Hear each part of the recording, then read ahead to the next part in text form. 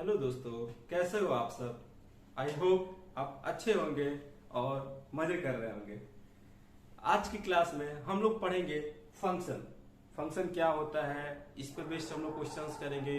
कुछ कुछ basics terms है, जैसे डोमेन क्या होता है, को डोमेन क्या होता है, रेंज क्या होता है, और फंक्शन के बारे में सारी चीजें हम लोग पढ़ेंगे, वन बाय वन पढ़ेंगे। ठीक है, शुरुआत करते हैं। फंक्शन क्या होता है। फंक्शन एक तरह से मशीन जैसा होता है। मशीन जैसे, मशीन में क्या होता है, मशीन में हम लोग कुछ इनपुट देते हैं तो वो फंक्शनिंग करता है। फंक्शनिंग करने के बाद वो कुछ ना कुछ आउटपुट देता है। ठीक है, तो वैसे ही फंक्शन जो है, एक तरह से आप मशीन जैसा ट्रीट करो उसको कि फंक्शन मशीन है। तो फंक्शन मशीन है, तो इसमें मशीन में हम लोग इनपुट दे रहे हैं। एक्स दिया हम लोगों ने, ठीक है, इनपुट दिया तो वो फंक्शन फंक्शनिंग किया।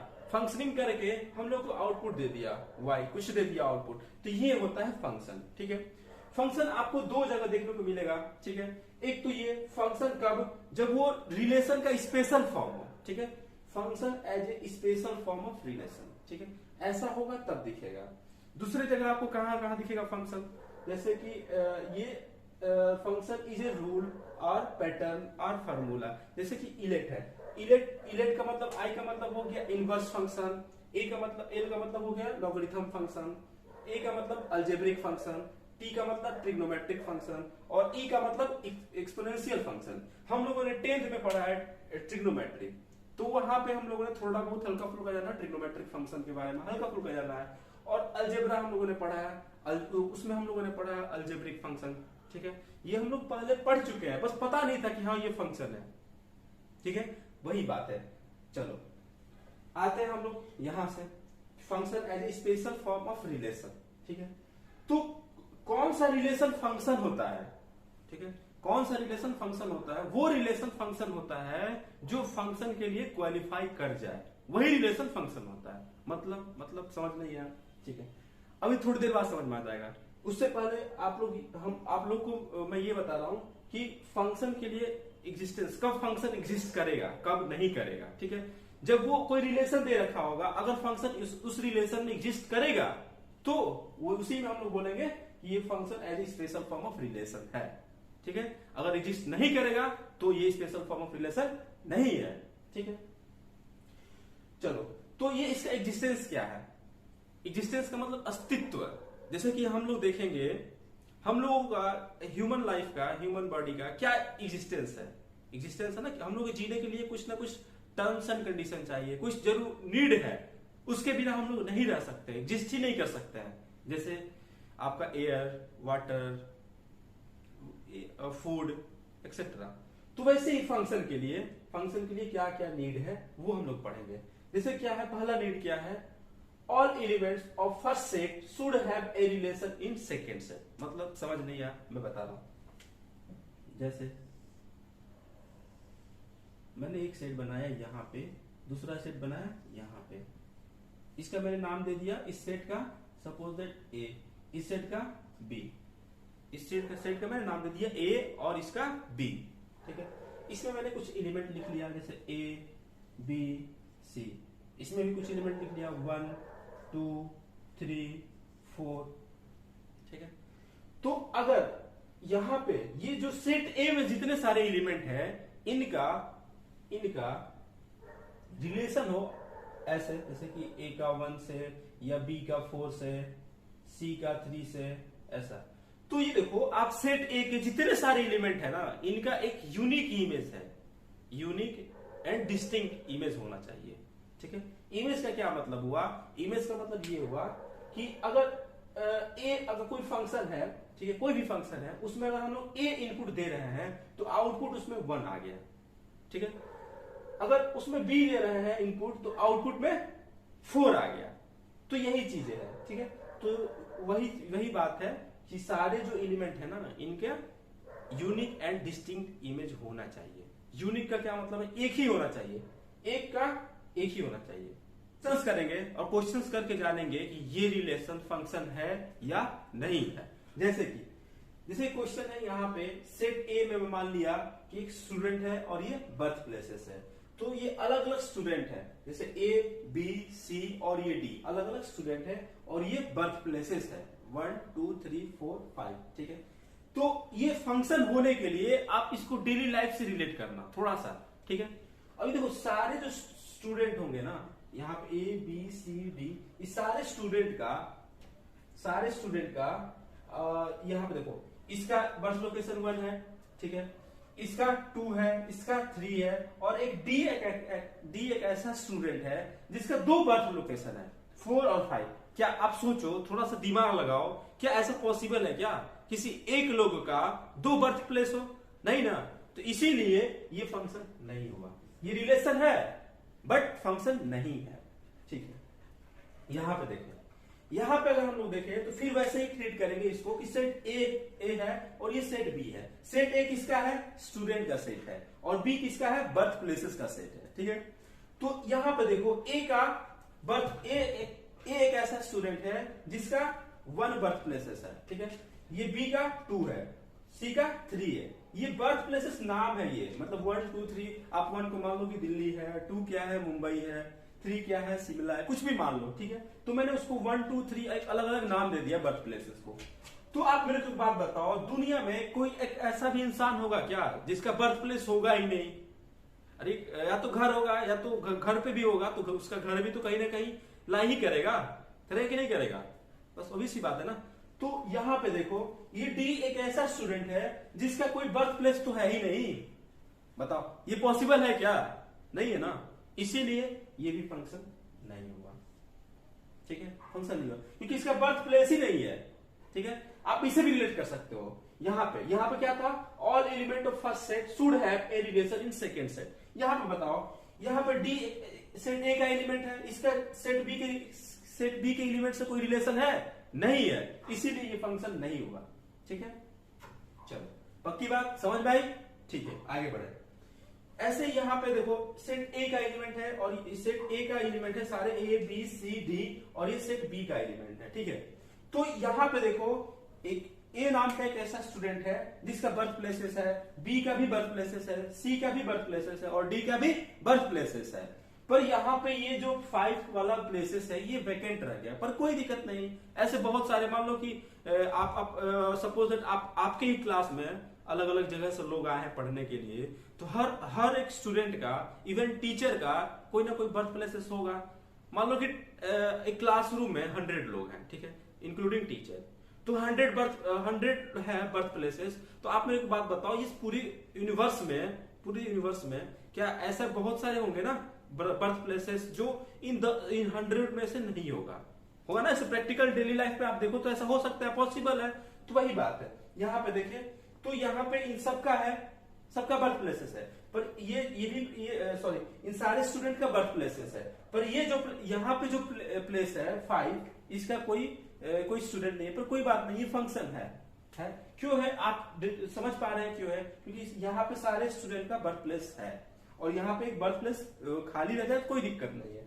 चलो अब यहाँ पे देखें, यहाँ पे आ जाए। जैसे यहाँ पे भी एक सेट ए है, कोई सेट ए का एलिमेंट है, ये सेट बी का एलिमेंट है। तो यहाँ पे देखें तो ए का 1, बी स्टूडेंट का 2, सी का 3, डी का 4, ठीक है, और डी का 3। अच्छा ये बताओ मेरे को कि क्या 2 स्टूडेंट का एक बर्थ प्लेस हो सकता है क्या? हो सकता है, तो इसीलिए ये फंक्शन है, हो सकता है। ये 4 और 5 ऐसे बर्थ प्लेसेस हैं जिनका कोई सेट ए में कोई स्टूडेंट नहीं है जिनका ये बर्थ प्लेसेस है। तो ऐसा पॉसिबल हो सकता है। तो ऐसे इन सारी चीजों से हम लोग को रिलेट करके समझे कि कौन सा फंक्शन है और कौन सा फंक्शन नहीं है। यहां पे देखो, कहां गया? नहीं, ठीक है, चलो अब और इस पे बेस्ड एक और क्वेश्चंस कर लें तो फिर समझ में आ जाएगा इस पे बेस्ड, ठीक है। हम लोगों ने जाना था इस पे बेस्ड और क्वेश्चंस करें, ठीक है, कि कौन सा फंक्शन है और कौन सा फंक्शन नहीं है। चलो ठीक है, देखते हैं। यहाँ पे सेट ए है, इसमें एलिमेंट है, सेट बी में एलिमेंट है, ठीक है। बताना है फंक्शन है कि नहीं है, आपको ये बताना है फंक्शन है कि नहीं है। ए बी सी ये 3 अलग अलग लोग हैं, ठीक है, और इनका ए का ई है, बी का भी ई है, और सी का एफ है। तो बताओ ऐसा ये फंक्शन है कि नहीं है ना? ये फंक्शन है, ठीक है। चलो यहां पे देखें, 1 का बी, 2 का ए, 3 का सी, 4 का डी। तो बताओ ये फंक्शन है कि नहीं है? आप उससे को रिलेट कर दो ना, स्टूडेंट से और बर्थ प्लेसेस से, तो उससे रिलेट करोगे तो ये भी फंक्शन है ना? पक्की बात समझ में आ गई? चलो थर्ड वाला देखें। यहाँ पे एक जी सेट है और एक यहाँ पे एच सेट है। तो जी सेट में 1 2 3 4 एलिमेंट है और एच सेट में ए बी सी एलिमेंट है। देखो ये थर्ड क्वेश्चन बताओ, क्या ये फंक्शन है कि नहीं है? दो तो क्लियर हो गया, ऊपर वाला। नीचे का देखो, ये एक ऐसा स्टूडेंट है जिसका दो बर्थ प्लेसेस है। देखो वन का ए, वन का बी। क्या बता, ऐसा पॉसिबल है क्या? नहीं ना। तो फिर कहां से फंक्शन होगा? नहीं होगा। ठीक है, चलो यहां पे देखते हैं। 1 का ए, 2 का ए, 3 का बी, 4 का सी। अब 5 एक ऐसा स्टूडेंट है ना जिसके कोई बर्थ प्लेसेस ही नहीं है। बताओ तो ऐसा पॉसिबल होगा? नहीं ना, तो ये भी फंक्शन नहीं होगा। ठीक है, समझ में आया? चलो फिर आगे हम लोग बढ़े। अब आगे हम लोग पढ़ रहे थे जैसे कि फंक्शन के बारे में दो बात आप दो जगह देखा होगा आप लोगों ने कि फंक्शन एक स्पेशल फॉर्म ऑफ रिलेशन में और एक वहां पे लिखा था मैंने कि इलेट के फॉर्म में देखा था। ठीक है, तो इलेट का क्या मतलब होता है थोड़ा सा मैं वो बता दूं।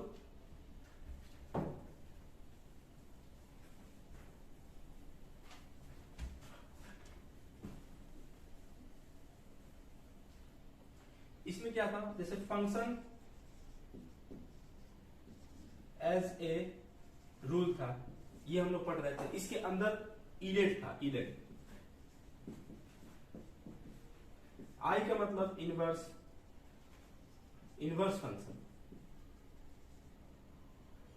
एल का मतलब लॉगरिथम फंक्शन।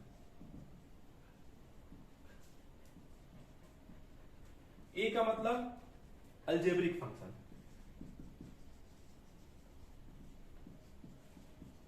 ठीक है, ट्री का मतलब ट्रिग्नोमेट्रिक फंक्शन।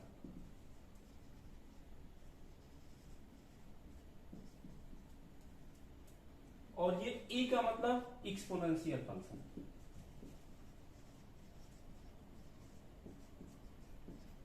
ठीक है, अलजेब्रिक फंक्शन में आप लोगों ने जैसे देखा होगा, ट्रिग्नोमेट्रिक फंक्शन जैसे देखो sine x, cos x, ten x, ये सारे के सारे ट्रिग्नोमेट्रिक फंक्शन है। जैसे कि मैं एफ ऑफ एक्स लिख दूं, ये F of X is equal to sine X, ये आपका ट्रिग्नोमेट्रिक फंक्शन है। एक्सपोनेंशियल फंक्शन किस तरह का होता है, जैसे आप लोगों ने देखा होगा इस तरह का, e के पावर x, a के पावर x, इस टाइप का, ये एक्सपोनेंशियल फंक्शन है। ठीक है, लॉगरिथम फंक्शन में आप लोगों ने देखा होगा ऐसे log x बेस में कुछ है, मान लो टू द बेस a, ये लॉगरिथम फंक्शन है। इनवर्स फंक्शन कुछ इस तरह का होता है, sine inverse x, cos inverse x, ये क्या है, ये सारे के सारे फंक्शन। तो हम लोग पढ़ रहे थे अलजेब्रिक फंक्शन। ठीक है, अलजेब्रिक फंक्शन के अंदर आता है rational function, modulus function, greatest integer function, signum function, polynomial function. ठीक है, इसके अंदर आता था। पॉलिनोमियल फंक्शन में क्या क्या आता है, जैसे कि लीनियर आ गया, क्वाड्रेटिक फंक्शन आ गया, क्यूबिक आ गया, बाई क्वाड्रेटिक हो गया। ठीक है, कांस्टेंट आ गया, ये सारे के सारे पॉलिनोमियल फंक्शन के अंदर आते हैं। ठीक है, और ये जो सारे हैं ये अलजेब्रिक फंक्शन के अंदर आता है। रेशनल फंक्शन आप लोग, एक होता है इरेशनल फंक्शन, ये सारे के सारे अलजेब्रिक फंक्शन के अंदर में आ जाएंगे। ठीक है, अब इसके बारे में हम लोग बाद में डिस्कस करेंगे कि मॉडुलस फंक्शन क्या होता है, ग्रेटेस्ट इंटीजर क्या होता है, फ्रैक्शनल पार्ट क्या होता है, सिग्नम फंक्शन क्या होता है, हम लोग बाद में पढ़ेंगे। ठीक है, इससे पहले हम लोग जानेंगे बहुत बेसिक, जो कि बहुत जरूरी है, कि डोमेन क्या होता है, रेंज क्या होता है, कोडोमेन क्या होता है किसी भी फंक्शन के अंदर, ये हम लोग पढ़ेंगे। ठीक है, चलो इसको मैं इरेज करता हूं। तो आप लोगों को पता चला ये फंक्शन है, पहले भी हम लोग देख चुके हैं, पर पता नहीं था कि हाँ ये फंक्शन है। आप लोगों ने देखा होगा 9th में, 10th में, 11th में, आप लोगों ने देखा होगा। ठीक है, तो ये पहले क्या था, हल्का सा झलक था। अब यहाँ पे क्या, हम लोग इसको थोड़ा डिटेल में पढ़ना है फंक्शन को। ठीक है, इससे पहले अब हम लोग पढ़ेंगे कि डोमेन, कोडोमेन, रेंज क्या होता है। जैसे मैंने क्या किया, यहाँ पे एक सेट लिया, ए का सेट है और सेट बी का सेट है, और ये फंक्शन डिफाइंड है कहाँ, element of set A to element of set B तक। ठीक है, तो यहाँ पे डोमेन क्या होता है, डोमेन ये होता है कि सेट ऑफ ए, ये डोमेन होता है।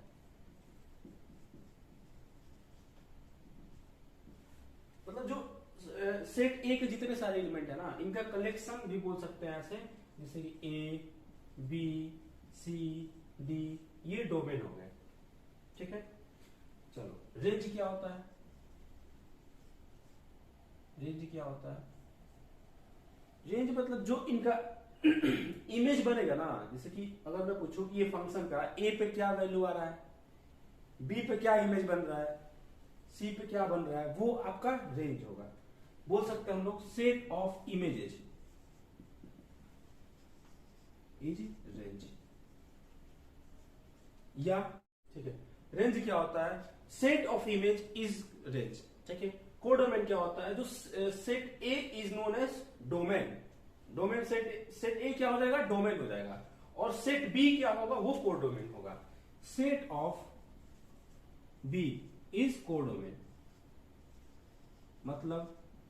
मतलब ये कि सेट ए वाला तो डोमेन हो गया और सेट बी वाला होंगे सारे एलिमेंट जो भी होंगे ना, वो कोडोमेन हो गए। ठीक है, और रेंज क्या होगा? जैसे मैं बोलूं इसका ए का 1 हो गया, इमेज ए का क्या इमेज हुआ? 1, इमेज ऑफ ए इज 1। चलो मैं इस बात को यहां पे लिख देता हूं, इमेज ऑफ ए इज 1। ठीक है, ये भी बोल सकते हैं कि फंक्शन में जब मैंने ए वैल्यू रखा तो वो क्या आउटपुट दे दिया? 1 दे दिया। ठीक है, अब ऐसे ही बोल सकते हैं इमेज ऑफ बी इज 2, ऐसे। ठीक है, इस बात को हम लोग कुछ और भी लिख सकते हैं। ठीक है, कि बी क्या है? 2 का प्री इमेज है, ये भी लिख सकते हैं हम लोग। B is pre image of 2 का बी क्या है? प्री इमेज है। ठीक है, तो यही चीज है कि बी में जितने सारे एलिमेंट होंगे ना बी सेट के, वो सारे के सारे क्या हो जाएंगे? कोडोमेन हो जाएंगे। ठीक है, चलो तो रेंज क्या होगा? Set of images is range, जो भी इसका इमेज का सेट होगा। अब बताओ इसमें देख करके इमेज का क्या सेट बन रहा है? इमेज का ये सेट बन रहा है कि ऐसा है कि ए पे तो 1 आ गया। ठीक है, तो 1 एक बना, इमेज में इमेज लिख रहा हूं सिर्फ। ठीक है, तो एक क्या बना? 2 बना, और एक क्या बना? 3 बना, और एक क्या बना? 4 बना। तो ये क्या हो गया? रेंज हो गया। ठीक है, तो मैं बोल सकता हूं कि रेंज क्या है? रेंज सबसेट होगा किसका? कोडोमेन का। ठीक है, रेंज जो है सबसेट होगा कोडोमेन का। मतलब कि ये जो रेंज जो भी होगा ना, कोडोमेन में से ही कोई ना कोई होगा। ठीक है, उन्हीं में से होगा, इसके बाहर से नहीं हो सकता है। चलो ठीक है, तो क्लियर हुआ, हल्का फुल्का क्लियर होगा आप लोगों को, डोमेन, कोडोमेन, रेंज। ठीक है, चलो हटाता हूं। अब ये चीजें थोड़ा सा डिटेल में हम लोग जानेंगे क्या होता है, फिर इस पे बेस्ड हम लोग क्वेश्चंस करेंगे।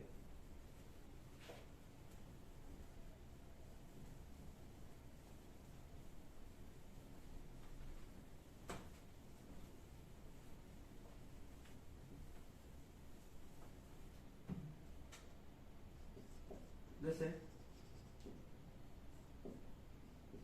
डोमेन के बारे में अगर हम थोड़ा और बोलूं तो क्या होता है?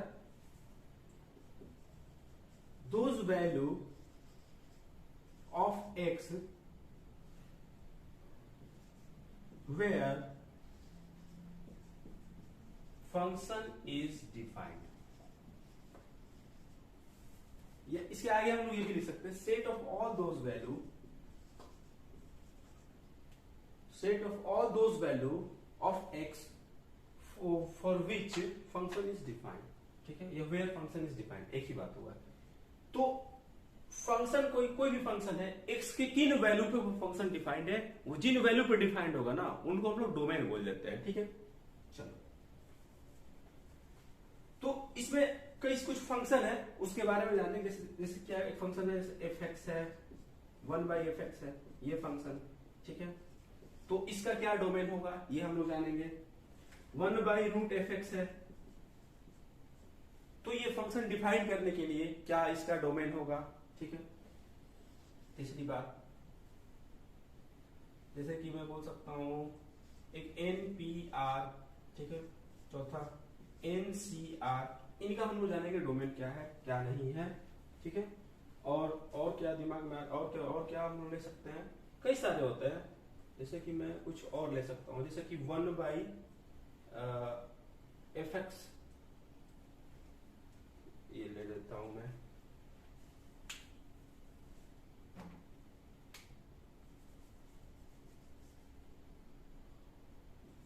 एफ एक्स है इसके पावर 1/2n, ठीक है, वेयर n क्या है, कोई इंटीजर है, तो इसके लिए x क्या होगा,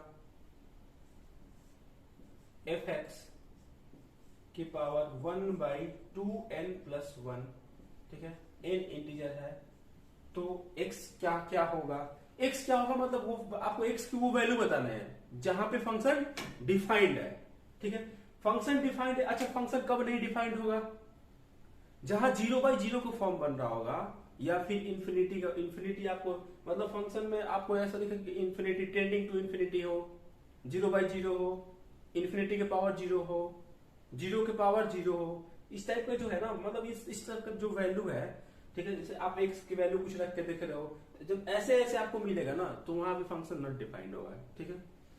अगर आप x की कुछ वैल्यू रख रहे हो, ठीक है, x की वैल्यू किसी फंक्शन के अंदर आप x की वैल्यू रख रहे हो और बदले में आपको कुछ आउटपुट मिल रहा है, जो वैल्यू रख रहे हो ना, अगर वो फाइनाइट है तो वैल्यू भी फाइनाइट आएगा, x की वो पर्टिकुलर वैल्यू पे फाइनाइट आएगा, ठीक है।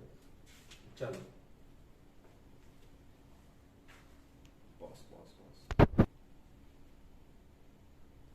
चलो एक 7 नंबर हम लोग देखेंगे कि कोई फंक्शन है जैसे कि रूट में है, रूट एफ एक्स, जैसे यहाँ पे क्या था 1/रूट एफ एक्स था, ठीक है, तो बताने की फंक्शन मतलब x की किन वैल्यू पे डिफाइंड है। चलो तो यहाँ पे बता सकते हैं हम लोग यहाँ पे कि यहाँ पे जो फंक्शन है ना कुछ भी हो सकता है पर 0 नहीं हो सकता है, तो मैं बोल सकता हूँ कि ऐसा है कि ये फंक्शन यहाँ पे जो डोमेन होगा ना, इसका डोमेन क्या होगा, ये कुछ भी हो सकता है बट 0 नहीं हो सकता है, इसका डोमेन, ठीक है। मतलब एक तरह से कह सकता हूं कि मैं यहाँ पे जो लिख रहा हूं ना, ये क्या लिख रहा हूं, condition for domain, condition for domain, ठीक है, ये कंडीशन लिख रहा हूं, इधर जितने सारे लिखूंगा ना कंडीशन लिखूंगा मैं इसका डोमेन का, और ये डोमेन का एक तरह से कह सकता हूँ डेफिनेशन है, ठीक है, ये वाला set of all those value of X where function is defined, ठीक है। तो अब चलो इसकी बात करें, इसका क्या डोमेन हो सकता है, ये फंक्शन ये जो है नीचे में बस 0 नहीं होना चाहिए, अगर ये रूट में होता ना, जैसे यहाँ पे रूट है तो रूट में होता है, तो इसके लिए क्या हो जाता है, ये फंक्शन ग्रेटर देन और इक्वल टू 0, तो कोई भी नंबर जब रूट में होता है ना, ये तो या तो 0 होगा या तो 0 से बड़ा होगा, इसीलिए इसका क्या डोमेन हो जाएगा, ग्रेटर देन और इक्वल टू 0, ठीक है। और इसका क्या हो जाएगा, फंक्शन ग्रेटर देन 0 और इक्वल टू 0 नहीं कर सकते, क्योंकि 1/0 आपका नॉट डिफाइंड हो जाएगा, इसीलिए। चलो अब ये NPR क्या होता है, फैक्टोरियल n अपन में n माइनस r का फैक्टोरियल, ठीक है, और NCR क्या होता है, n फैक्टोरियल अपन में n माइनस r का फैक्टोरियल इंटू r फैक्टोरियल, ये होता है, ठीक है। तो इसमें कंडीशन क्या है डोमेन के लिए, इसमें कंडीशन क्या है डोमेन के लिए कि जो n है ना वो ग्रेटर देन 0 हो, ठीक है, और जो r है वो भी ग्रेटर देन 0 हो, ठीक है, और बोल सकता हूं कि जो r है वो less than r equal to n हो, ये डोमेन हो सकता है इसका, कि जो n है ना ये ग्रेटर देन 0 हो और r भी ग्रेटर देन 0 ही हो, यहाँ पे ये वैल्यू आप निगेटिव में नहीं ले सकते हो, NPR जो है ये r निगेटिव में, इसीलिए ग्रेटर देन 0 और r है वो less than r equal to n, तो ये डोमेन का कंडीशन होता है। और यही मैं बोल सकता हूं इसके लिए भी, NCR के लिए भी कॉमनली सेम हो जाएगा कि n ग्रेटर देन 0 हो और r ग्रेटर देन 0 हो और r less than r equal to n हो, ठीक है। चलो यहां पे देखें इसका हम लोग देखेंगे कि यहां पे क्या होगा कि जो फंक्शन होगा ना ये ग्रेटर देन और इक्वल टू 0 1/2n है, ठीक है, यहाँ पे, और यहाँ पे क्या है, यहाँ पे जो होगा ना x की मतलब x जो होगा वो r हो सकता है, r, ठीक है, यहाँ पे जो fx होगा मतलब x होगा वो r हो सकता है। चलो यहाँ तो हो ही गया, चलो अब ये चीज आपका हो गया डोमेन के बारे में, जो थोड़ा सा रेंज पढ़ ले हल्का फुल्का, फिर इस पे बेस्ड हम लोग क्वेश्चंस करेंगे।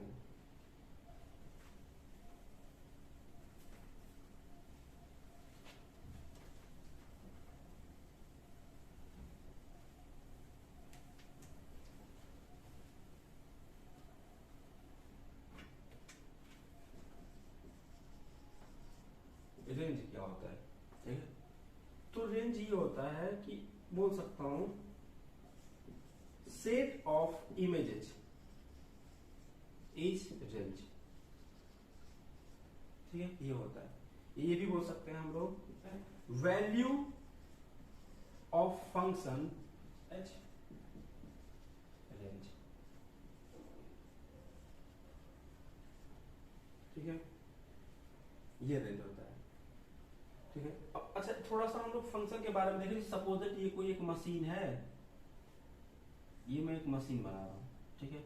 सपोज दैट ये मशीन है, कोई मशीन है, जैसे कि ये मशीन एक तरह से कह सकते हैं आटा चक्की। आटा चक्की देखो मशीन एक होता है जहां आप गेहूं डालते हो और रिटर्न में क्या देता है, आटा देता है। तो एक तरह से भी बोल सकते हैं कि फंक्शन एफ है, इसमें हम लोगों ने कुछ इनपुट दिया और ये फंक्शनिंग किया और ये आउटपुट दे दिया, ये आउटपुट दे दिया। तो जो आउटपुट देगा ना, जो आउटपुट देगा जो भी, वही आपका रेंज हो जाएगा, ठीक है। और यहां पे जो होगा ना वो डोमेन होगा, मतलब फंक्शन डिफाइन करने के लिए आप एक एक्स के क्या वैल्यू रखोगे वही डोमेन हो गया, ये रेंज हो गया, ये चीजें है, ठीक है। अब इस पे हम लोग कुछ क्वेश्चंस करेंगे तो चीजें और क्लियर होगा।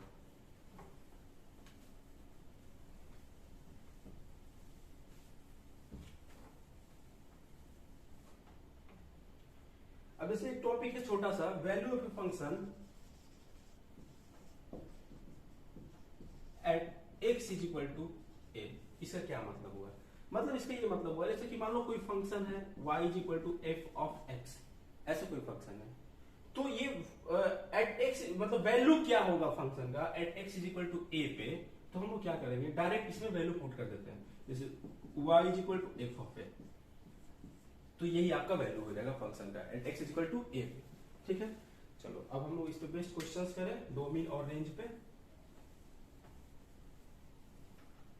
या फिर इससे क्वेश्चंस करने से पहले यार कुछ क्वेश्चन कर ही लेते हैं, हल्का फुल्का बेसिक चीज कर लेते हैं, फिर उसके बाद हम लोग जो पिछले जो पढ़ाया था, जैसे इलेट लिख करके बताया था ना, उसको थोड़ा सा और हम लोग पढ़ेंगे, ग्रेटेस्ट टीचर क्या फंक्शन है, ये सारी चीजें हम लोग पढ़ेंगे। चलो अभी क्वेश्चन कर लेते हैं हम लोग। जैसे क्वेश्चन है, जैसे कि मान लो एक ये क्वेश्चन है कि आपको डोमेन बताना है y is equal to 1/x² plus 4x minus 5, ठीक है। इसका डोमेन बताना है, मतलब डोमेन बताना है मतलब ये बताने हैं ये फंक्शन कि x के किन वैल्यू पे डिफाइंड है, इसका यही मतलब हुआ डोमेन का मतलब, ठीक है। ये हम लोग निकालेंगे, कैसे निकालेंगे ये देखेंगे। तो ये जो है ये किसका फॉर्म में है, 1/fx के फॉर्म में है ना। तो 1/fx के लिए हम लोगों ने क्या पढ़ा था डोमेन के लिए, पीछे अभी भी जस्ट पढ़ा है कि जो नीचे वाला जो है ना वो नॉट इक्वल टू 0 होना चाहिए, ठीक है। तो इसको आप नॉट इक्वल टू 0 कर दो, नॉट इक्वल टू 0 मतलब कि ये जो है, ये जो फंक्शन है, तो ये x की किन वैल्यू पे 0 नहीं होगा, वो हटा दो, बस वो निकाल लो, ठीक, 0 नहीं होना चाहिए बस। चलो ये निकालते हैं हम लोग, तो क्या होगा ये अगर हम लोग चलो एक बार इसको पहले 0 कर लेते हैं ताकि हम लोग x ये मतलब ये x की वैल्यू मिल जाए, ठीक है। उसके बाद फिर इसको हम लोग नॉट इक्वल टू कर देंगे, या फिर ऐसे ही रहता है। चलो तो ये क्या आ जाएगा, इसको एक्सपेंड करेंगे तो x माइनस 5 x प्लस 1, ठीक है। मतलब इसका क्या रूट्स आ जाएगा, एक आपका मान लो मैं बोलूं कि -5 और एक 1, इसका रूट अगर होगा इसका तो -5 -4 प्लस 4, ठीक है। तो इसका रूट आ जाएगा x प्लस 5 और x माइनस 1, इसका रूट आ जाएगा, ठीक है। तो ये नॉट इक्वल टू 0 होना चाहिए, नॉट इक्वल टू 0 होना चाहिए मतलब या तो ये नॉट इक्वल टू 0 कर दो और इसको या तो ये 0 कर दो, ठीक है। तो यानी कि x जो है नॉट इक्वल टू -5 होना चाहिए, ठीक है। और यहाँ पे x जो है नॉट इक्वल टू 1 होना चाहिए, ठीक है। तो ये फंक्शन क्या कह रहा है, ये फंक्शन ये कह रहा है कि ऐसा है मेरे डोमेन के लिए, जो इस फंक्शन के लिए जो आप इनपुट दोगे ना मैं सारा ले लूंगा एक्सेप्ट -5 एंड 1। तो इसका क्या डोमेन आ गया, इसका क्या डोमेन आ गया, मतलब इसका डोमेन ये आ गया x का सारे के सारे रियल होंगे, इनमें से ये माइनस कर दो, कौन सा, -5 और ये 1, ये 2 पॉइंट माइनस कर दो, यही आपका डोमेन होगा और यही हमारा आंसर भी होगा। समझ में आया? ठीक है, चलो अब दूसरा क्वेश्चन देखें, नोट कर लो इसको। चलो दूसरा क्वेश्चन,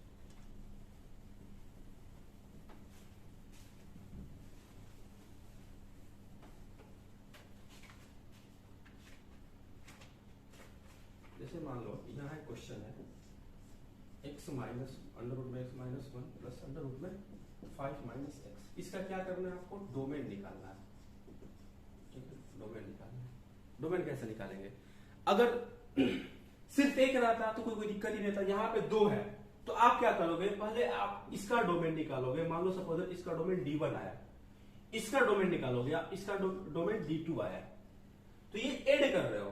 ठीक है, तो या ऐड करो, ये 2 अलग अलग फंक्शन मान लो है, इनको ऐड करना हो या सब्ट्रैक्ट करना हो या कहीं आपको डिवाइड में दिखे या मल्टीप्लाई में, आप क्या करोगे, इन दोनों का ना इंटरसेक्शन ले लोगे आप। इंटरसेक्शन मतलब कि कॉमन पॉइंट ले लोगे। ठीक है, चलो इसका इंटरसेक्शन D1 इंटरसेक्शन D2, तो ये जो भी पॉइंट देगा ना इससे, वही हमारा डोमेन हो जाएगा। चलो तो हम लोग यहाँ पे D1 निकाले पहले, फिर D2 निकाले, फिर इन दोनों का इंटरसेक्शन निकाल ले। चलो तो ये क्या है, अंडर रूट में fx टाइप का है। तो अंडर रूट में जब हम लोगों ने देखा था कि अंडर रूट fx जब हो, तो ये अंडर रूट fx के लिए डोमेन क्या हो सकता है कि ये आपका fx जो है greater than or equal to 0 हो सकता है अंडर रूट में fx। चलो तो इसको मैं बोल सकता हूं कि अंडर रूट में जो चीजें हैं यहाँ पे x minus 1 greater than or equal to 0 हो जाए। ठीक है, तो यहां से क्या आया, x greater than or equal to 1 आया। ठीक है, मान लो ये मैं पहला इक्वेशन मान लेता हूं जो D1 के लिए आया। ठीक है, दूसरी बात देखिए यहाँ पे D2 के लिए, तो यहाँ पे क्या है 5 माइनस एक्स, ये क्या है ग्रेटर देन और इक्वल टू 0। ठीक है, तो ये माइनस में है 5 माइनस एक्स, तो मैं इसको ऐसे लिख सकता हूँ कि नहीं, x माइनस 5 ऐसा लिख दिया। ठीक है, अगर मैं इसको माइनस से मल्टीप्लाई कर दूं दोनों साइड ना, तो क्या होता है, इनइक्वालिटी का जो साइन होता है ना वो चेंज हो जाता है। तो ये अगर मैं बोलूं कि x माइनस 5 है, मतलब माइनस से मल्टीप्लाई कर दिया, तो ये अब क्या हो जाएगा, लेस देन और इक्वल टू 0 हो जाएगा। ठीक है, अगर मैं इसको प्लॉट करने की कोशिश करूं, यहाँ पे यहां से क्या आया, x लेस देन और इक्वल टू 5 आ गया, मतलब कि D2 ये आ गया, D1 ये आ गया। इसको प्लॉट करोगे नंबर लाइन पे क्या आएगा, ये 1 आ गया। ठीक है, 1 आ गया दोनों। अच्छा एक काम करते हैं, दोनों को हम लोग प्लॉट कर सकते हैं, एक कर ले एक ही साथ, फिर समझ में और अच्छे से आएगा। चलो दो वैल्यू है 1 और 5, इसको मैं नंबर लाइन पे ड्रॉ कर दिया, ये 1 रहा और ये 5 रहा। ठीक है, तो एक क्या कह रहा है कि ऐसा है मेरे लिए तो जो D1 आएगा ना वो 1 से बड़ा होना चाहिए। तो ये रहा इसके लिए 1 से बड़ा, और ये 1 भी होना चाहिए। तो 1 पे मैंने क्या बनाया, क्लोज इंटरवल। ठीक है, ये 1 से बड़ा, ऐसे 1 से बड़ा ये कहां तक जाएगा, इंफिनाइट तक जाएगा। ठीक है, अब ये क्या कह रहा है कि ऐसा है ना कि ये less than or equal to 5 होना चाहिए, यानी 5 यहाँ पे है। ठीक है, ये यहाँ पे भी क्लोज इंटरवल। ठीक है, यानी कि 5 हो सकता है, ये 5 से आपका छोटा छोटा कहां तक, माइनस इंफिनाइट तक, ये कहां तक था, प्लस इंफिनाइट तक था। अब इन दोनों में देखो इंटरसेक्शन पॉइंट क्या आ रहा है। चलो मैं इंटरसेक्शन पॉइंट के लिए मैं क्या कर रहा हूं, ऐसे क्रॉस करने, ऐसे ऐसे मैं मार्क करने की कोशिश कर रहा हूं, जो इन दोनों में कॉमन पॉइंट है, जो इंटरसेक्शन पॉइंट है। ठीक है, तो यहां तक क्या मिला, यहां तक ये मिला कि ऐसा है, जो यहां पे डोमेन होगा ना x, वो क्या क्या होगा, 1 से 5 तक होगा, और यही हमारा डोमेन होगा, यही हमारा आंसर होगा। तो जब दो फंक्शन को, अलग अलग फंक्शन को ऐड करना होता है या सब्ट्रैक्ट करना होता है, मल्टीप्लाई डिवाइड, तो हम लोग क्या करते हैं, दोनों का इंटरसेक्शन ले लेते हैं, इसका D1 निकाल के इसका D2 निकाल के दोनों का इंटरसेक्शन ले लेते हैं। ठीक है, पक्की बात समझ में आया। चलो आगे कुछ और, अब हम लोग थोड़ा सा जानेंगे कि जो सारा वो फंक्शन था उसके बारे में पढ़ेंगे। जैसे इलेट था, ठीक है, तो हम लोग स्टार्ट करें इससे, लॉगरिथम फंक्शन से। चलो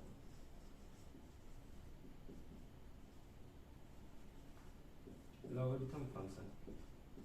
लॉगरिथम फंक्शन, तो लॉगरिथम फंक्शन क्या होता है, जैसे मैं बोलूं कि ऐसा है कोई y है f ऑफ x में, x का फंक्शन है, मतलब कि log of x to the base y दे रखा है, ठीक है, क्या क्या मैं लिखा हूं, और f ऑफ x का क्या मतलब हुआ, फंक्शन तो है पर किस में है, x में है, ठीक है, मतलब जो वेरिएबल है वो क्या है, x है, तो ये आपका ये log x हो गया।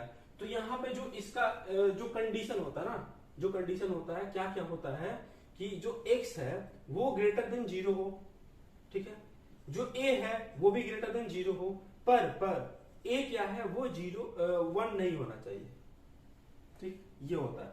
तो इसको हम लोग क्या बोलते हैं, इस फंक्शन को बोलते हैं लॉगरिथम फंक्शन, इसको, ठीक है। चलो, तो इसका कुछ हम लोग ग्राफ अब जाने, log x का ग्राफ कब कैसा होता है कैसा नहीं बनता है। तो अगर when a जो है 0 से 1 के बीच में है, ठीक है, a जब 0 से 1 के बीच में, तो ग्राफ कैसा बनेगा, ठीक है,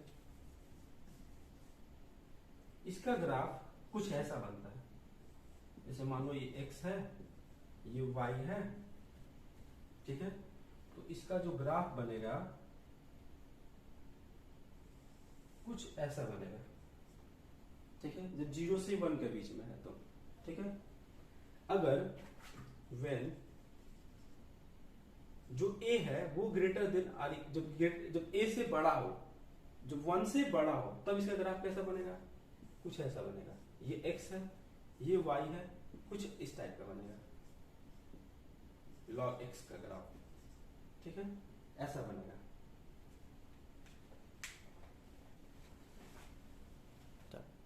तो यहाँ पे जो ये जो ग्राफ है ना, जहां एक्स एक्सिस को कट कर रहा है, वो पॉइंट क्या हो जाएगा, 1,0, यहां भी 1,0, ठीक है। चलो, इसका डोमेन क्या हो जाएगा और रेंज क्या होगा, इसकी बात करें log x की, तो यहां से ग्राफ देखने के बाद समझ में आ रहा है कि ऐसा है, इसका डोमेन जो होगा ना r पॉजिटिव होगा। देखो x ये कहां पे, अच्छा डोमेन और रेंज पता है, डोमेन क्या होता है और रेंज में, जैसे एक मैं ग्राफिकल बात करूं डोमेन और रेंज की, तो जो रेंज होता है ना, जो रेंज होता है वो y एक्सिस को कवर करता है, मतलब y एक्सिस को टेक लेता है, ठीक है, और डोमेन क्या होता है वो x एक्सिस को टेक करता है, ठीक है। तो मैं बोल सकता हूं यहाँ पे x क्या क्या ले रहा है, पॉजिटिव वैल्यू ले रहा है, ठीक है, तो मैं बोल सकता हूं यहाँ डोमेन होगा वो क्या होगा, r पॉजिटिव, जितने सारे पॉजिटिव वाले होंगे, ठीक है, 0 नहीं हो सकता है क्योंकि यहाँ पे जो है ना 0 को टेंड कर रहा है, 0 नहीं होता है, ठीक है। चलो, रेंज इसका क्या हो जाएगा, रेंज इसका ऑल रियल नंबर हो जाएगा। देखो रेंज मतलब y वाला सारा ले रहा है, नीचे से लेकर ऊपर तक सारा ले रहा है, सारा y की वैल्यू ले रहा है ना, इसीलिए। और सेम कहानी इसके लिए भी, डोमेन इसका क्या हो जाएगा, r पॉजिटिव, और रेंज क्या हो जाएगा आपका -∞ से +∞, या ये बोल सकते हैं कि ऑल रियल नंबर, ठीक है। ये आपका लॉगरिथम फंक्शन के बारे में था। चलो, अब इसके बाद हम लोग पढ़े exponential function.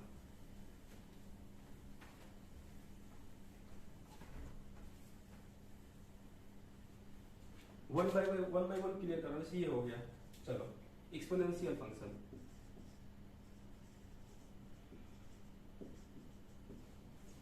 Exponential function, exponential function आपको इस टाइप का देखने को मिलेगा, e के पावर x, e के पावर x, 3 के पावर x, 2 के पावर x, ये सारे के सारे एक्सपोनेंशियल फंक्शन है, ठीक है। जैसे y = a ऑफ x लिखा हुआ है, मतलब ये x का फंक्शन है, ठीक है, x का फंक्शन है। इसमें क्या क्या कंडीशन होगा, जो यहाँ पे जो a है ना वो नॉट इक्वल टू 1 होगा, ठीक है, और a ग्रेटर देन 0 होगा, और यहाँ पे जो x होगा ना ये रियल नंबर होगा, x belongs to real number, यहाँ पे एक्सपोनेंशियल के लिए, ठीक है। चलो, अब इसका हम लोग ग्राफ बनाए, इसका ग्राफ कैसे बनेगा, जैसे when जो a है वो यहाँ ये a है, जब ये 0 से 1 के बीच में है तब की बात करें, और यहाँ पे when जो a है वो 1 से बड़ा हो तब की बात करें, ठीक है। चलो, 0 से 1 के बीच में मैं एक वैल्यू ले लूं, a का सपोज मैंने 1/2 ले लिया, कोई दिक्कत, 0 से 1 के बीच में है। चलो, अब यहाँ पे मैंने ये रख दिया y इज इक्वल टू 1/2 के पावर x, ठीक है। अब यहाँ पे मैं वैल्यू x का वैल्यू पुट करते जाऊंगा और देखूंगा y क्या आ रहा है। तो मैं अगर मैं x की वैल्यू अगर मैं बोलूं -2 लिया तो y की वैल्यू क्या आ जाएगा, यहां से y की वैल्यू ये आएगा 1/2 के पावर -2 यानी कि 4 आएगा ना, 4, ठीक है। अगर मैं x की वैल्यू -1 ले लूं तो y की वैल्यू क्या आ जाएगा, y की वैल्यू क्या आ जाएगा 1/2 के पावर -1 यानी कि 2 आ जाएगा, ठीक है। अगर मैं x की वैल्यू 0 रखूं तो y की वैल्यू क्या आ रहा है, 0 रखूं तो 1/2 के पावर 1 आ गया, ठीक है। अगर मैं x की वैल्यू 1 रखूं तो y की वैल्यू क्या आ जाएगा 1/2। अगर मैं x की वैल्यू 2 रखूं तो y की वैल्यू क्या आ जाएगा 1/2 के पावर 2 क्या आ जाएगा 1/4, ठीक है। तो आप ध्यान से देखो, जब ये x की वैल्यू में जब जैसे जैसे बढ़ा रहा हूं ना, y की वैल्यू घटते जा रहा है, ये ग्राफ है, ठीक है। जैसे जैसे मैं x की वैल्यू बढ़ा रहा हूं ना, जैसे जैसे x की वैल्यू बढ़ा रहा हूं, y की वैल्यू घटते जा रहा है, घटते जा रहा है, घटते जा रहा है। जब ऐसा होता है ना तो ये फंक्शन जो भी होता है तो ये डिक्रीजिंग होता है, ठीक है, डिक्रीजिंग। तो इसका ग्राफ कुछ इस टाइप का बनेगा, डिक्रीजिंग टाइप का बनेगा।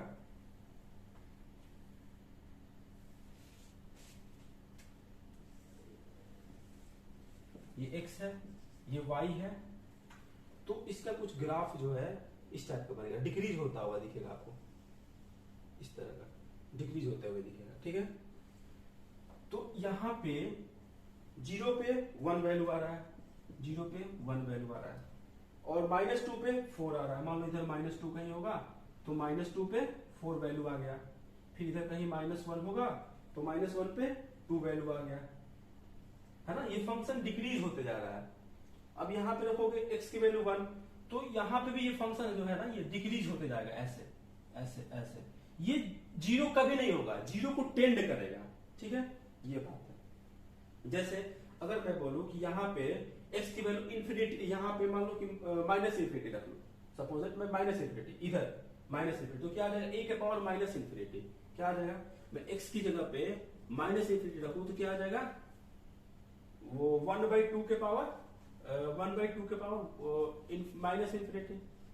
तो क्या आ जाएगा, ये आपका 1/2 के पावर, मतलब देखो यहाँ पे देखो a के पावर -∞ करेंगे ना तो क्या आ जाएगा 1/a के पावर, मतलब इंफिनिटी हो जाएगा, 1/∞ 0 हो जाता है, तो ये मतलब 0 का टेंड करेगा, 0 नहीं होगा, ये 0 को टेंड करेगा। तो वही बात है यहाँ पे, ठीक है, 0 को टेंड करेगा, 0 नहीं होगा, ठीक है। चलो अब यहाँ बात करें a जब ग्रेटर देन, जब a क्या है 1 से बड़ा है तब की बात करें, ठीक है। a से बड़ा कोई मैं नंबर ले लूं, मैं सपोज दैट मैंने नंबर ले लिया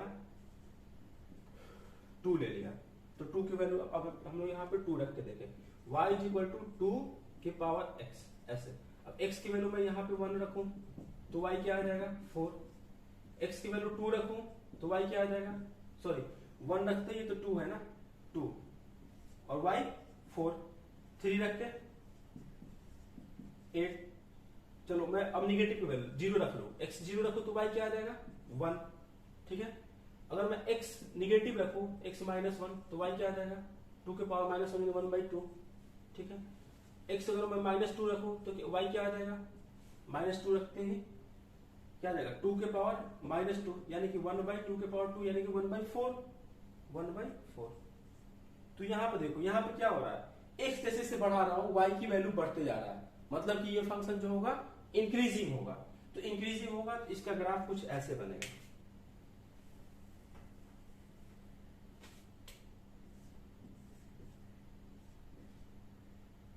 इस टाइप का कुछ ग्राफ बनेगा, ऐसे इस टाइप का बनते चलेगा, बनते चला जाएगा, बनते चला जाएगा, इस टाइप का बनेगा, ठीक है।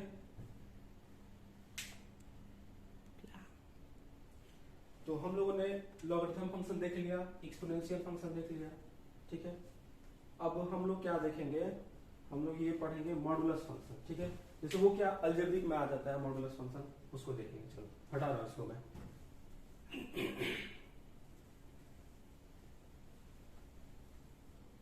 अच्छा यहाँ प्लस इंफिनिटी होगा यहाँ पे, ठीक है, ये 0 को टेंड करेगा।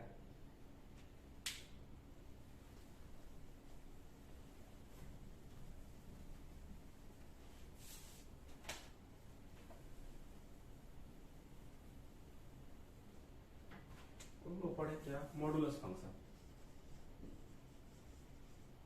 Modulus function.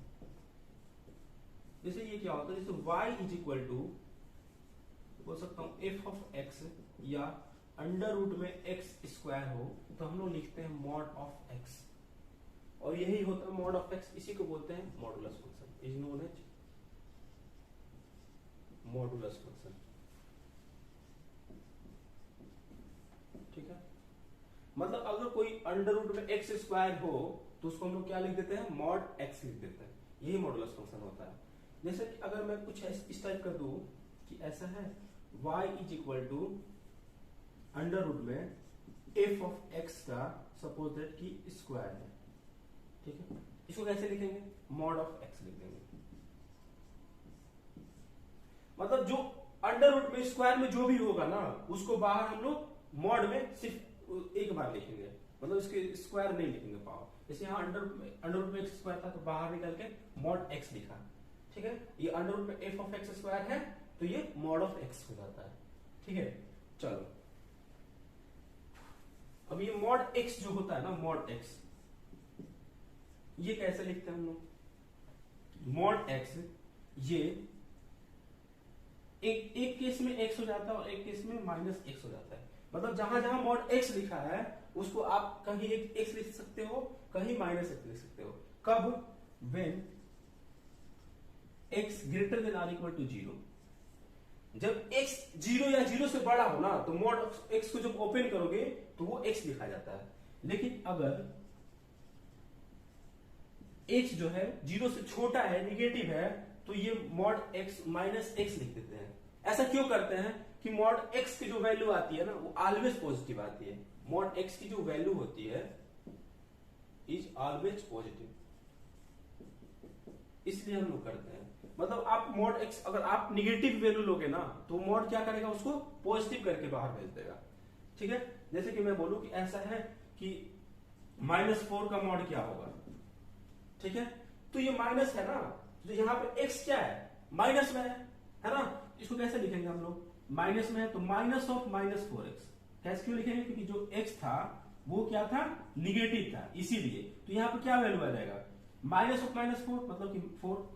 तो वही चीज है, मॉडुलस में कोई भी वैल्यू होती है ना वो निगेटिव भी होती है तो बाहर निकल के पॉजिटिव बन जाती है। मॉडुलस फंक्शन हमेशा एक पॉजिटिव वैल्यू देता है, ठीक है। चलो अब इसका हम लोग ग्राफ देख ले, थोड़ा ग्राफ इसका कैसा बनता है कैसा नहीं, यहीं पर देख लेते हैं। जैसे ये x है, ये y है, ठीक है। तो ये जब अब अगर ये ना x greater than or equal to 0 होता है तो इसका जो ग्राफ बनता है, इसकी मान लो ये क्या है, y इज इक्वल टू ये दे रखा है तो y is equal to x बना, तो y is equal to x का ग्राफ कुछ ऐसा बनता है, y is equal to x का ग्राफ ऐसा बनता है, ठीक है। अगर ये निगेटिव होगा तो y इज इक्वल टू क्या रहेगा, -x होगा, तो y is equal to -x का ग्राफ कुछ ऐसा बनता है, -x, y is equal to -x का ग्राफ ऐसा बनता है, ठीक है। ये क्या हो गया, y is equal to -x, ठीक है। ऐसे भी समझ सकते हैं इसका कैसे बना ग्राफ, ये स्लोप है पॉजिटिव है तो 1 है मतलब ग्रेटर देन 0, यानी कि स्लोप जो है 90 डिग्री से कम है, ये 90 डिग्री से ज्यादा है, यानी कि स्लोप इसका -1 है, ठीक है। इसीलिए ऐसा बना इसका ग्राफ। समझ में आप लोगों को मॉडुलस फंक्शन। चलो थोड़ा सा टाइम का वो है इसलिए मैं जल्दी कर बना रहा हूँ, ठीक है। इसको इरेज कर रहा हूं मैं। अब ग्रेटेस्ट इंटीजर फंक्शन है, ग्रेटेस्ट इंटीजर फंक्शन क्या होता है उसके बारे में थोड़ा जाने हम लोग। चलो अब हम लोग पढ़ेंगे ग्रेटेस्ट इंटीजर फंक्शन क्या होता है, ठीक है। जैसे ग्रेटेस्ट इंटीजर फंक्शन को हम लोग ऐसे रिप्रेजेंट करते हैं, ऐसे बॉक्स में इस टाइप का, तो y इज इक्वल टू ऐसे ग्रेटेस्ट इंटीजर फंक्शन, ठीक है। जो f(x) है, जैसे कि x का फंक्शन है ग्रेटेस्ट इंटीजर फंक्शन, ठीक है। तो ये जो ग्रेटेस्ट इंटीजर फंक्शन होता है ना कुछ इस टाइप का होता है। जैसे कि मान लो यहाँ पे नंबर लाइन मैंने ड्रॉ किया, जैसे यहाँ 0 है, 1 है, 2 है, 3 है, 4 है, ऐसे इन्फिनाइट तक। ये -1 है, -2 है, -3 है, -4 है, -5 है और -∞ तक, ठीक है। तो ये क्या होता है, इसकी जो वैल्यू होती है ना कुछ इस तरह होता है। अगर आप 3 से बड़ा और 4 से छोटा लोगे ना तो ये क्या हो जाएगा, वैल्यू कुछ इस तरह का आता है, ठीक है। अब यहाँ पे 2 से 3 के बीच में देखें तो जो इसका वैल्यू आएगा कुछ ऐसा आएगा 2 पे, मतलब ये हमेशा ऐसा ऐसा आता रहता है, ठीक है। हमेशा इसको ऐसे बोल सकते हैं, इसको और अच्छे से लिखे हम लोग तो ऐसे लिख सकते हैं, इसको और अच्छे से लिखने की कोशिश करें तो ऐसे लिख सकते हैं। अगर 3 और 4 के बीच में कोई नंबर होगा ना वो क्या देगा, 3 दे देगा, ठीक है। 4 पे क्या देगा, 4 देगा, और 2 और 3 के बीच में कोई नंबर होगा वो क्या देगा, 2 दे देगा। ग्रेटेस्ट इंटीजर फंक्शन, ठीक है। ये सब ग्रेटेस्ट 1 और 2 के बीच में रहेगा, 1 और 2 के बीच में रहेगा तो वो 1 दे देगा, ठीक है। 0 और 1 के बीच में रहेगा तो वो 0 दे देगा, ऐसे ऐसे ही चलता रहेगा। तो ये अगर -1 और 0 के बीच में कोई नंबर होगा तो वो -1 दे देगा ग्रेटेस्ट इंटीजर वैल्यू, ठीक है। ऐसे -2 और -1 के बीच में कोई होगा तो वो -2 दे देगा। जैसे मैं बोलूं कि ऐसा है कि आप y = 3.5 का बताओ क्या है, ग्रेटेस्ट इंटीजर वैल्यू 3.5 का क्या आएगा। तो ये देखो 3.5 3 और 4 के बीच में लाई कर रहा है ना, तो ये 3 दे देगा, आउटपुट इसका क्या आ जाएगा 3, ठीक है। ऐसे ही जब मैं बोलूं कि y = सपोज दैट मैं 0.5 ले लूं तो क्या आ जाएगा, 0 आ जाएगा ग्रेटेस्ट इंटीजर, ठीक है। अगर मैं बोलूं कि y को 1.5 ले लूं तो क्या आ जाएगा, 1 आ जाएगा। 2.5 ले लूं तो क्या आ जाएगा, 2 आ जाएगा। ऐसे ही होता है ग्रेटेस्ट इंटीजर फंक्शन। अब निगेटिव वैल्यू लेके देख ले, ठीक है। तो अगर मैं बोलूं कि -1 और 0 के बीच में कोई नंबर ले लो, सपोज दैट मैंने ले लिया -0.5 ले लिया तो क्या दे देगा, -1 दे देगा ग्रेटेस्ट इंटीजर वैल्यू, ठीक है। ऐसे अगर मैं -1 और -2 के बीच में कोई नंबर ले लूं, जैसे y = -1.5 ले लूं तो क्या दे देगा, -2 दे देगा। चलो ठीक है, ये चीज ग्रेटेस्ट इंटीजर फंक्शन होता है। इसकी ग्राफ बनाने की कोशिश करूं तो इसका ग्राफ कुछ u बनता है ऐसे, ये x एक्सिस है, ये y एक्सिस है, ठीक है। तो 0 पे 0, 0 पे क्या आ जाएगा 0, और 0 से मान लो यहाँ पे 1 है, यहाँ पे 2 है, यहाँ पे 3 है, यहाँ पे 4 है, यहाँ पे क्या है -1 है, यहाँ पे -2, -3, -4 ऐसे, ठीक है। चलो तो 0 पे 0 और 0 से 1 के बीच में क्या आ जाएगा आपका, 0 ही आ जाएगा। तो ऐसे घुस जाएगा, ऐसे ऐसे ऐसे, और यहाँ पे ओपन 0 से 1 के बीच में, और 1 पे क्या आ जाएगा, 1 आ जाएगा, ठीक है। और 1 से 2 के बीच में क्या आएगा, 1 आ जाएगा। देखो 1 से 2 के बीच में मैंने वैल्यू लिया 1.5 तो क्या आ गया, 1 आ गया। तो ये कुछ ऐसा बनेगा। और 2 पे ओपन है यहाँ पे 2 पे, क्योंकि 2 यहाँ पे है, 2 पे 2 वैल्यू आएगा। ये मान लो 1 है और ये 2 है, तो 2 पे 2 आ गया।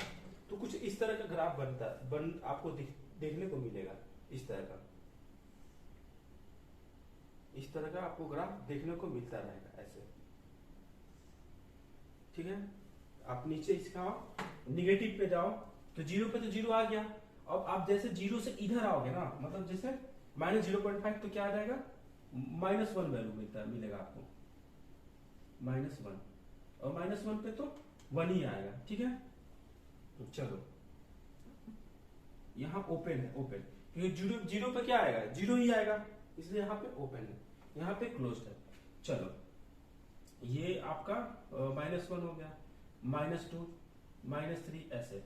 तो कुछ आपको देखो -2 की बात करें तो -2 की बात करें हम लोग तो -2 का क्या बनेगा आपका। अब देखो -1 और -2 के बीच में क्या आएगा, -2 आ जाएगा, ठीक है। तो कुछ ऐसा बनेगा आपको, कुछ ऐसा बनेगा, और -2 पे क्या आएगा, -2 आएगा, ठीक है। इस तरह का आपका ग्राफ बनने को ऐसे देखने को मिलता रहेगा आपको, ठीक है। ये चीजें तो इसको हम लोग क्या बोलते हैं, स्टेप ऑफ फंक्शन, इसको स्टेप ऑफ फंक्शन भी बोलते हैं इस ग्राफ को। आई बात समझ में। ये आपका ग्रेटेस्ट इंटीजर फंक्शन है। चलो इसको मैं हटा देता हूँ, हटाओ। चलो ठीक है,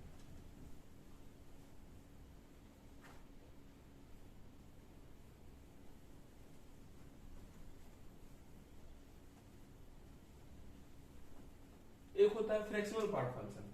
ठीक है, फ्रैक्शनल पार्ट फंक्शन क्या होता है?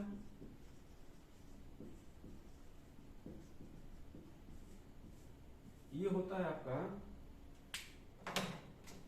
इसको हम लोग ऐसे लिखते हैं, ये होता है x minus greatest integer of x, ऐसे लिखते हैं फ्रैक्शनल पार्ट फंक्शन। ठीक है, ये चीजें होता है।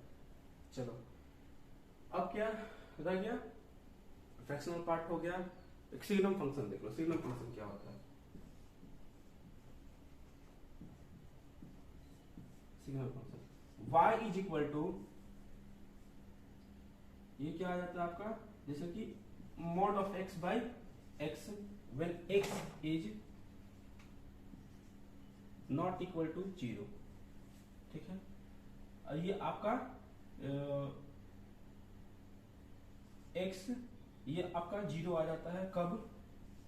जब when x is equal to 0, मतलब जब x 0 हो तो ये 0 आ जाता है सिग्नम फंक्शन, और ये जब 0 नहीं होता है तब। तो इसका क्या क्या केस बनेगा इसका?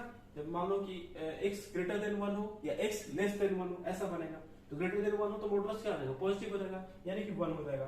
तो ये क्या आ जाएगा? y इज इक्वल टू 1 मिलेगा कब? जब x ग्रेटर देन 0 हो तो। ठीक है, लेस देन 0 हो तो क्या मिलेगा? माइनस 1 आ जाएगा। सिग्नम x की वैल्यू ये होगा। तो इसका ग्राफ कुछ u बनेगा ऐसे, x है, y है। ठीक है, इसका ग्राफ कुछ u बनेगा कि ऐसा है, 0 पे तो 0 है। ठीक है, और 0 से बड़ा की बात करें तो ये 0 से बड़ा में ऐसा बनेगा, कुछ u बनेगा। ये मान लो कि 1 है, ये -1 है, यहाँ पे ओपन, यहाँ पे ओपन, कुछ u बनेगा ग्राफ सिग्नम फंक्शन का। ठीक है, 0 पे तो 0 हो जाएगा, 0 से आप u जैसे ही बढ़ोगे तो वैल्यू 1 आ जाएगा। ठीक है, तो ये आपका ये है, ये एक्स बाय सिग्नम एक्स का सिग्नम फंक्शन का ग्राफ कुछ ऐसे बनता है। ठीक है, समझ में आया? चलो इरेज कर रहा हूँ इसको। चलो कुछ क्वेश्चंस कर लेते हैं हम लोग। ठीक है, इन पे बेस्ट कुछ क्वेश्चन कर लेते हैं जो जेई में क्वेश्चन आए हुए हैं।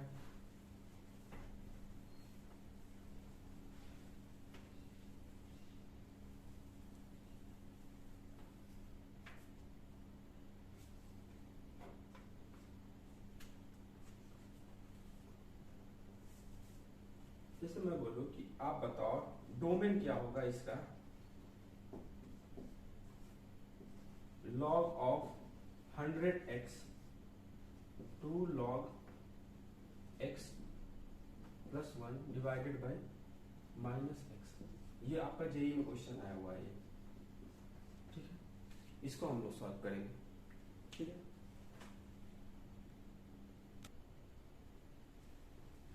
चलो अब इस क्वेश्चन को हम लोग सॉल्व करें तो ये लॉग का क्वेश्चन है, इसमें हम लोग का डोमेन पूछा गया है। ठीक है, डोमेन कैसे निकालते हैं?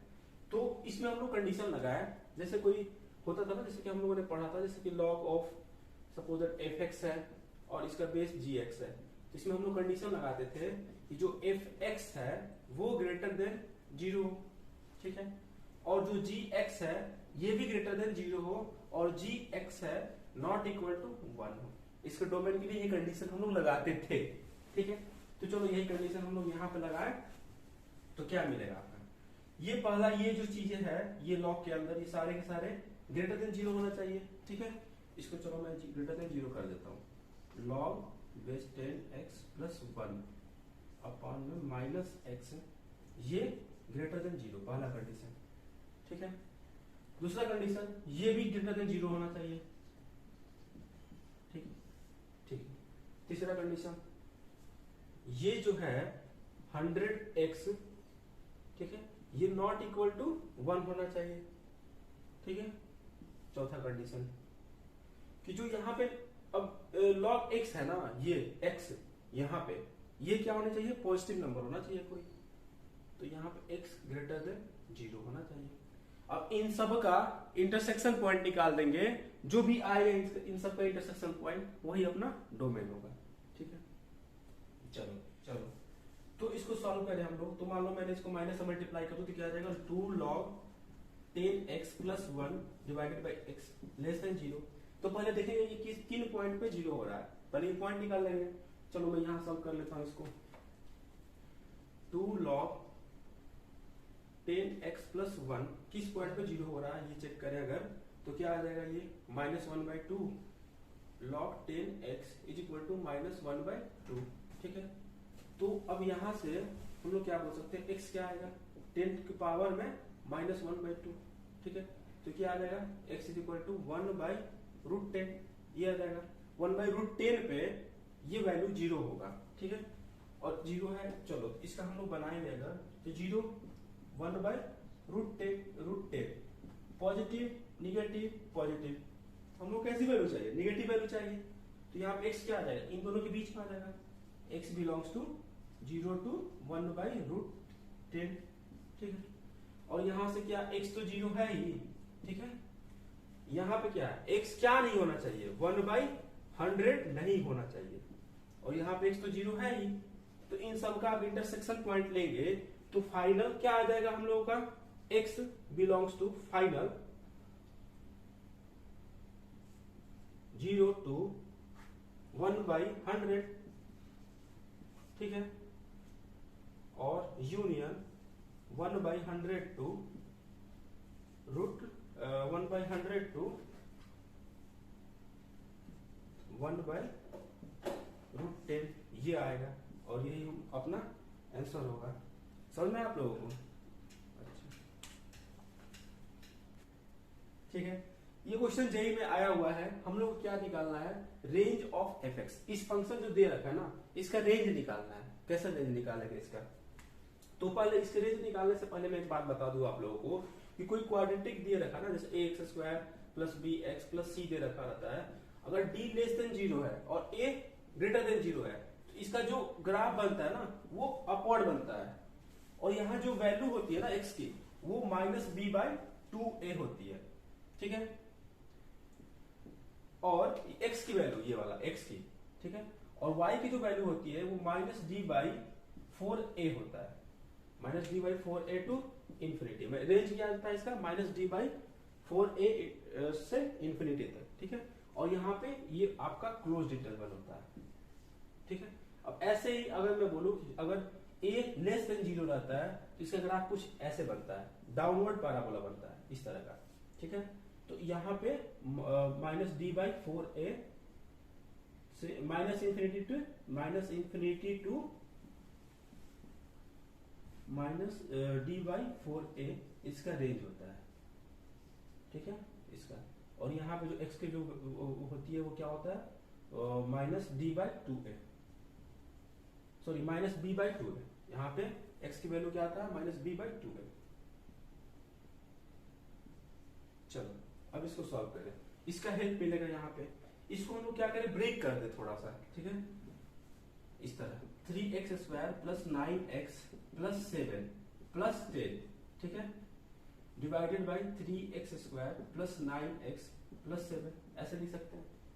इसको जब डिवाइड करूंगा मैं तो क्या आ जाएगा, 1 plus 10/में 3x² plus 9x plus 7। ठीक है, ये y है। ठीक है, तो y की जब मैक्सिमम वैल्यू चाहिएगा ना, मेरे को मैक्सिमम वैल्यू जब चाहिए तो इसका मिनिमम वैल्यू लेना पड़ेगा। ठीक है, अगर y का मिनिमम वैल्यू चाहिए तो इसका मैक्सिमम वैल्यू लेना पड़ेगा। तो इसका मिनिमम वैल्यू क्या होगा, इसका मिनिमम वैल्यू, तो मैं बात, अगर ये है a क्या है, यहाँ पे a 3 है, मतलब ग्रेटर देन 0 है, तो ग्राफ इसका अपवर्ड पैराबोला बनेगा। ठीक है, तो d क्या हो जाएगा, b² - 4ac -3, d इसका -3 आ जाएगा, और b क्या है इसका, b आपका 9 है। ठीक है, चलो तो मिनिमम वैल्यू क्या आएगा इसका, मिनिमम वैल्यू क्या आ जाएगा इसका, -d/4a मिनिमम वैल्यू होगा इसका। तो -d/4a क्या आ जाएगा, माइनस टी यानी कि 3/4a, 4 इंटू ए यानी कि 2a यानी कि 1/4, मिनिमम वैल्यू इसका 1/4 हो जाएगा। तो क्या आ जाएगा 1 प्लस 10 डिवाइडेड बाई 1/4।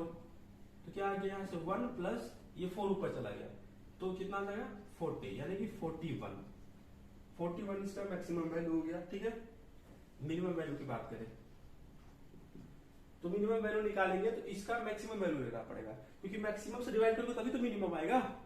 ठीक है, तो ये 1 प्लस 10 अपॉन में 3x² प्लस 9x प्लस 7 है, इसका क्या करेंगे हम मैक्सिमम वैल्यू ले लेंगे और मैक्सिमम वैल्यू इसका पता हम लोग क्या आएगा इन्फिनिटी आएगा।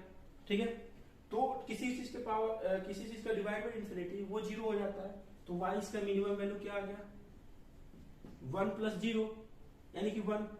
तो इसका रेंज क्या आ गया, इसका रेंज क्या आ गया इस फंक्शन का फाइनल जो रेंज आया वो क्या है 1 से लेकर के कहां तक 41 तक, 1 से लेकर 41 तक। तो यहाँ पे ओपन रहेगा और यहाँ पे क्लोज रहेगा क्योंकि यहाँ पे इंफिनिटी वाला पॉइंट था ना, यहाँ पे 1/∞ 0 बन गया था इसीलिए। तो ये आपका फाइनल आंसर होगा x बिलोंग्स टू 1 से 41। ये भी क्वेश्चन जेईई में आया हुआ था, समझ में आप लोगों को। चलो ये क्वेश्चन सॉल्व हो गया। ठीक है, इसका आंसर आया था 1 से 41 के बीच में। ठीक है, और 41 पे क्लोज और 1 पे ओपन। तो ये हम लोग का खत्म हो गया। देखो अभी पढ़ने का तो बहुत सारा चीज है इसमें, जैसे कि इवन फंक्शन है, ऑड फंक्शन है, वन फंक्शन क्या है, मेनी वन फंक्शन क्या है। ठीक है, तो ये जैसे क्या है ना मतलब कि जब बाद में क्लास रहेगी मैं तब पढ़ा दूंगा। ठीक है, जैसे वन फंक्शन का क्या मतलब होता है, वन फंक्शन का मतलब कि जैसे क्या है ना कि आपका क्या होगा एक ही दो अलग अलग आप जो पॉइंट लोगे, ठीक है, दो अलग अलग पॉइंट लोगे और y की वैल्यू एक ही आ जाए तो उस केस में हम लोग क्या बोलते हैं कि वो मेनी वन फंक्शन है। और अलग अलग पॉइंट पे अलग अलग वैल्यू आए तो 1 बोलते हैं। ठीक है, वो 1 फंक्शन है। अब देखो इवन फंक्शन क्या होता है, इवन फंक्शन जैसे कि कोई f ऑफ x है ना, f ऑफ x, तो अगर मैं x को रिप्लेस करूं माइनस x से, ठीक है, जैसे f ऑफ माइनस एक्स लिखूं और वो आ जाए माइनस ऑफ एफ एक्स आ जाए, ठीक है, तो ये ऐसे फंक्शन क्या हो जाते हैं, ये फंक्शन हो जाते हैं आपका ऑड फंक्शन हो जाता है। ठीक है, और इवन फंक्शन क्या हो जाएगा आपका, जब आप f ऑफ माइनस एक्स लिखोगे ना, मतलब जहां x है वहां माइनस एक्स से रिप्लेस करोगे वापिस से f ऑफ x आ जाएगा, तो ऐसे फंक्शन इवन फंक्शन होते हैं। ठीक है, तो इवन हो गया, ऑड हो गया, ठीक है, 1 हो गया, मेनी वन हो गया। अब देखो ऑन टू क्या होता है और इन टू क्या होता है। ऑन टू में पता क्या होता है, जब ऑन टू में जो रेंज है अगर वो कोडोमेन के बराबर आ जाए तो वो ऑन टू फंक्शन हो गया। ठीक है, इनटू फंक्शन में क्या होता है, जब रेंज है ना वो कोडोमेन के इक्वल ना है वो इनटू फंक्शन होता है। तो यही सब चीज है। फंक्शन बहुत बड़ा टॉपिक है, इसमें मतलब पॉसिबल नहीं है कि 2-3 घंटे में 1 घंटे में पूरा टॉपिक कवर कर ले क्वेश्चंस के साथ। इसलिए अब नेक्स्ट क्लास जब भी लगेगी उसमें मैं पढ़ा दूंगा आगे। चलो इतना समझ में आप लोगों को, आज के लिए इतना ही। Thank you for watching.